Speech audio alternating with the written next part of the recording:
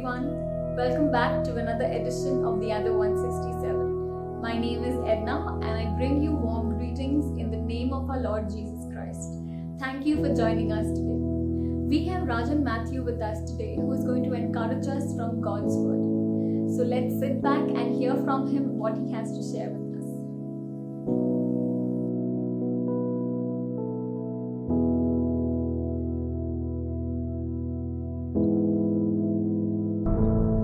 Hi, welcome to the Other 167. For a short meditation, let's turn to the Gospel of John, chapter 6, verse 25. The crowd asked Jesus a question, Rabbi, when did you get here? We see in the chapter 6, Jesus feeding 5,000 with 5 loaves of bread and 2 fish. This is the one miracle that is recorded in all the 4 Gospels. The Bible.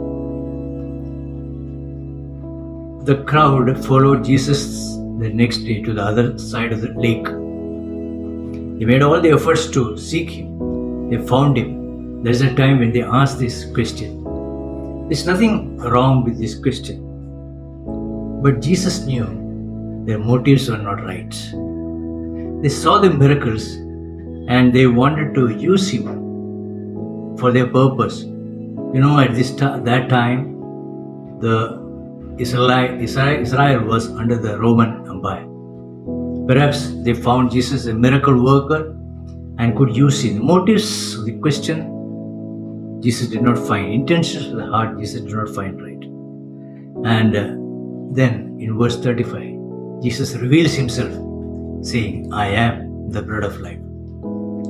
Jesus tells, I come from heaven. That we find in verse 33 and verse 41. And verse 38 of this chapter we see to do the will of God and to give eternal life, as we see in verse 40. Jesus compares himself to the bread that came from heaven when the Israelites were going out of Egypt, led by Moses.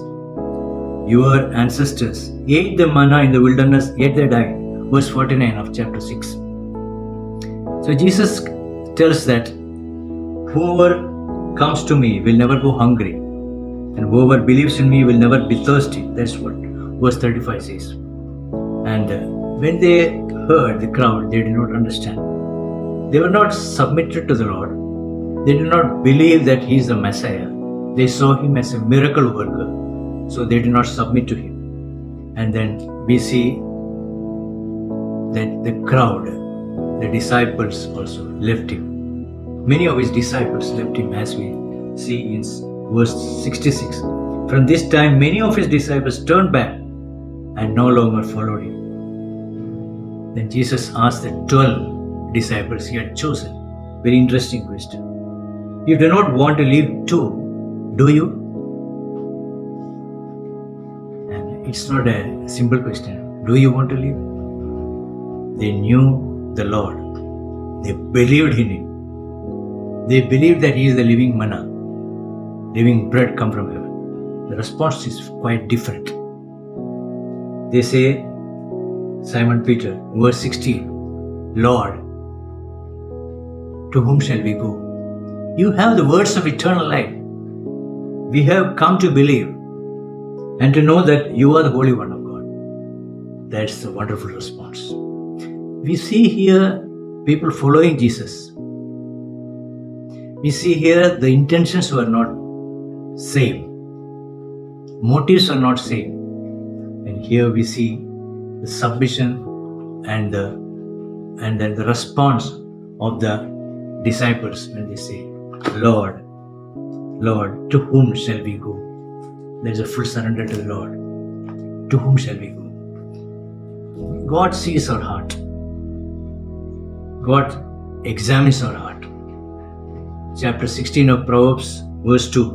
All a person's ways seem pure to them, but motives are weighed by the Lord. Whenever we do anything, let's examine why we do it. Because God sees the ways, the intentions of the heart. That's why the psalmist said in Psalms 139, "Search me, Lord, and know me. See if there is any offensive way in me, and lead me in the way everlasting." We should come to God with only one motive, because He is God. Worship God for who He is. And worship is offering ourselves to God, and God receives our adoration. Let's give ourselves to God, not because we gain anything, because He is worthy to be adored. He is sovereign, He is a creator, He is a redeemer, He is a God. It's fitting to worship Him, fitting to give Him glory, come to Him with a heart. Lord, because You are sovereign, You are our God, we worship You. Let our motives be set right this time as we hear this word. If there is any other motive in serving God or loving God, let's fully believe. We serve God and believe Him, or follow God, or please God, because He is God. He is worthy to receive our worship. May God help us to examine our ways and set them right if there is anything that is wrong. Let our hearts be right with the Lord. May our heart be found pleasing to God. May God bless us with this verse. Thank you.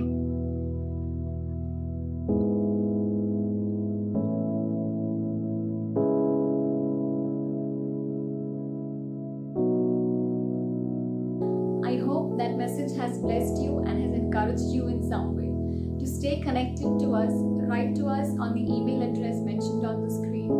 Like and subscribe to our channel and share the video with your friends and family. I'll see you next time. May God bless you.